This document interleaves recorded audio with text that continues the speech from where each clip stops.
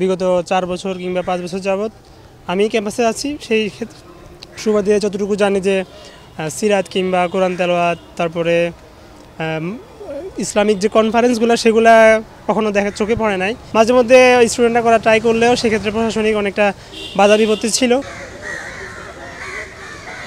১-১.৫ মাস ধরে যেই ধরনের প্রতিক্রিয়া দেখা যাচ্ছে ইসলামী প্রোগ্রামাদি আয়োজনের, গত ১৫ বছর ২০ বছর ধরে বা বহুদিন ধরে যে এই ধরনের ইসলামিক কোনো ধরনের প্রোগ্রাম করতে না পারার যে এক ধরনের ক্ষোভ ছিল তাদের মনে, ইসলামপন্থী বা ইসলামকে যারা পছন্দ করেন সাধারণ শিক্ষার্থীরা, তাদের যে করতে না পারার একটা ক্ষোভ ছিল, সেই ক্ষোভের বহিঃপ্রকাশ, সেই রিয়াকশান হিসাবে ধরেন যে ১ মাস ধরে বিভিন্ন বাংলাদেশের বিভিন্ন ক্যাম্পাস এবং বিশেষ করে ঢাকা বিশ্ববিদ্যালয়ের ক্যাম্পাসগুলোতে এই ধরনের প্রোগ্রাম কিন্তু চলছে।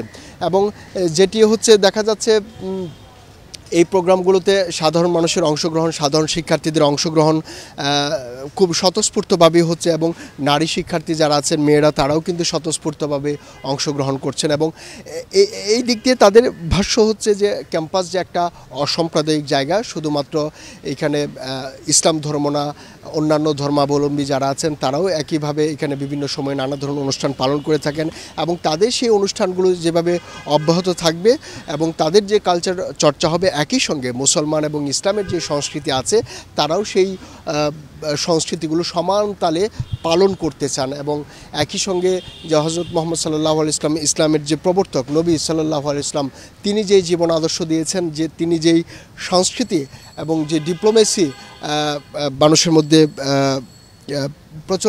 প্রচলন করেছেন, সেগুলো যাতে মুসলমানরা যাতে ঠিকঠাকভাবে পালন করতে পারে এবং বিশ্ববিদ্যালয়ের শিক্ষার্থীরা যাতে ঠিকঠাকভাবে পালন করতে পারে, সে ব্যাপারে উদ্বুদ্ধ তারা করছেন।